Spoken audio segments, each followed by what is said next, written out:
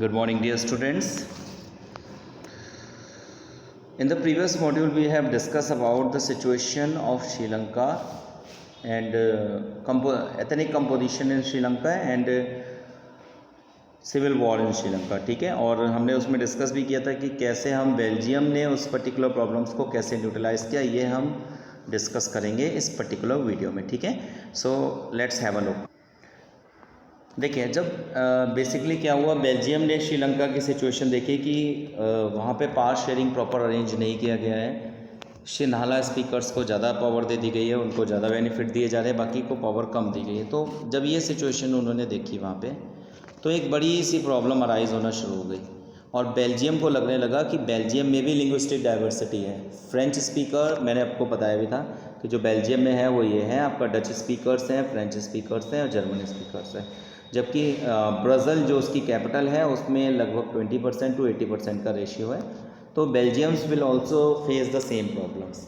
लेकिन बेल्जियम्स के जो मोनार्क था उसने स्मार्टनेस दिखाई और उसने कुछ पर्टिकुलर चेंजेस अपने कॉन्स्टिट्यूशन में कर दिया. This was well known as a accommodation of the Belgium. कुछ ऐसे रिमार्केबल चेंजेस किए जो पूरे वर्ल्ड में एक आप कह सकते हो एक इम्पॉर्टेंट टर्म बन के फेमस हो गए कि भाई ऐसे भी कर सकते हैं पावर शेयरिंग के, जिससे जितनी भी प्रॉब्लम्स हैं वो सारी की सारी न्यूट्रलाइज हो जाए. ठीक है, तो इस वीडियो में हम लोग डिस्कस करेंगे एकोमोडेशन ऑफ बेल्जियम और उसके बाद हम लोग इस बात को डिस्कस करेंगे कि पावर शेयरिंग डिज़ायरेबल क्यों है, why the power sharing is desirable. ठीक है, सो ये दो बेसिक मेजर टॉपिक्स हमारा फोकस है इस पर्टिकुलर चैप्टर में कंप्लीट करने का. तो देखिए, बेल्जियम ने अपने कॉन्स्टिट्यूशन में अमेंडमेंट किया और जो पुरानी प्रॉब्लम्स थी जैसे उसको सॉल्व किया ताकि आगे इन फ्यूचर वहाँ पर दोबारा से वो प्रॉब्लम क्रिएट ना हो जाए. तो देखिए, constitution of the Belgium state that the number of Dutch and French speaker minister shall be equal in a central government. देखिए, 4 मेजर चेंजेस बेल्जियम ने किए, बहुत ध्यान से सुनने की ज़रूरत है.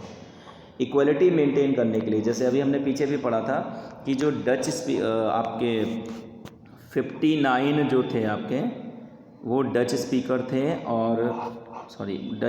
थे और लगभग 40 जो थे वो फ्रेंच स्पीकर थे.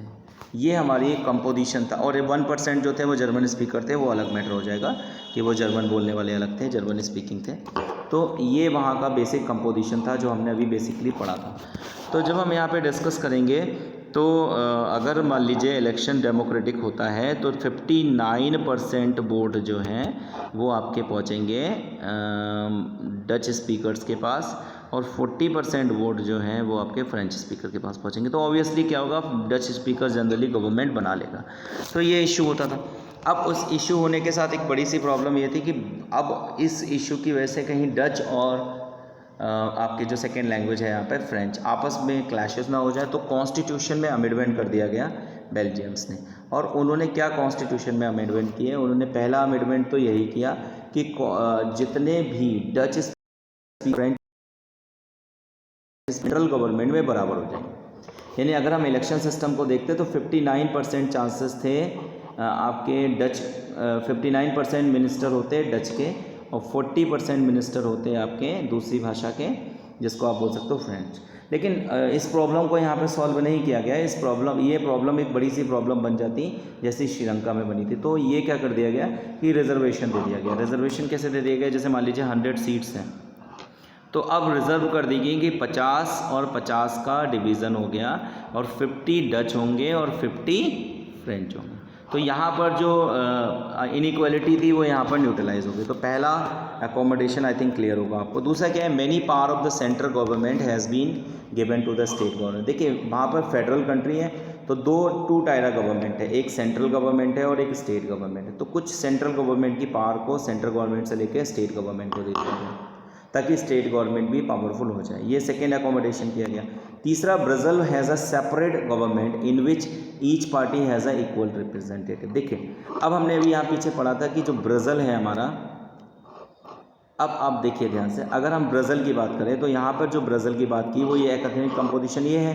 तो अगर ब्राज़ील में इक्वलिटी मेंटेन करनी है तो ब्राज़ील में भी वही एकोमोडेशन लाना है जो सेंट्रल गवर्नमेंट में लाए थे, क्योंकि सेंट्रल गवर्नमेंट में 59% डच हो सकते हैं और 40% फ्रेंच हो सकते हैं. इनइक्वालिटी है तो यहाँ पर उन्होंने 50-50 का डिवीज़न कर दिया.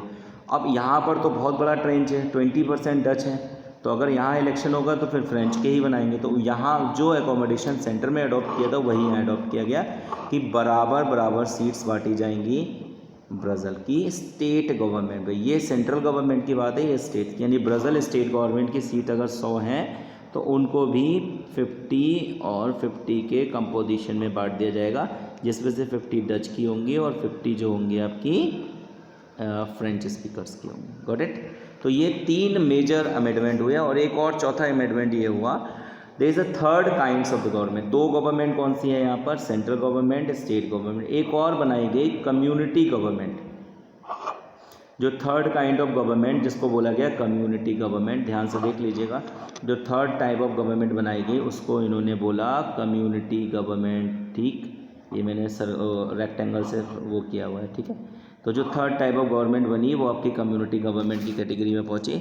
और ये कम्युनिटी गवर्नमेंट का काम क्या था, अब ये देखिएगा, which is elected by the people of belonging to one language of community. देखिए जो कम्युनिटी गवर्नमेंट थी, जो आपकी CG जिसको मैं रिप्रेजेंट कर रहा हूँ कम्युनिटी गवर्नमेंट, वो आपकी जैसे एक डच कम्युनिटी की गवर्नमेंट होगी, एक फ्रेंच कम्युनिटी की गवर्नमेंट